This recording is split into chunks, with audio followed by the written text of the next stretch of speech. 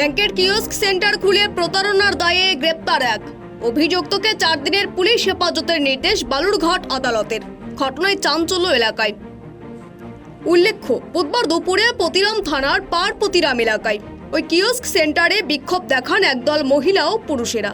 তাদের অভিযোগ, লক্ষ্মীর ভাণ্ডারের টাকা তুলে নিচ্ছিলেন কিওস্ক সেন্টারের মালিক। যদিও অভিযোগ অস্বীকার করা হয়েছে কিওস্ক সেন্টারের মালিকের তরফে। জানা গেছে, পারপতিরাম সহ বেশ কিছু এলাকার মহিলারা তাদের ব্যাংক অ্যাকাউন্ট খুলেছেন ওই কিওস্ক সেন্টারের মাধ্যমে। অভিযোগ, কিওস্ক সেন্টার তাদের কোনোভাবেই ব্যাংকের বই প্রদান করছে না। শুধু তাই নয়, তাদের অ্যাকাউন্ট থেকে টাকা তুলে নেওয়ার অভিযোগও তোলা হয়। ঘটনার প্রতিবাদেই বুধবার কিওস্ক সেন্টারে বিক্ষোভ দেখান মহিলারা, যার পরে এদিন অভিযুক্ত কিওস্ক মালিককে গ্রেপ্তার করে পুলিশ। দক্ষিণ দিনাজপুর থেকে সীমান্তের কথার বিশেষ রিপোর্ট।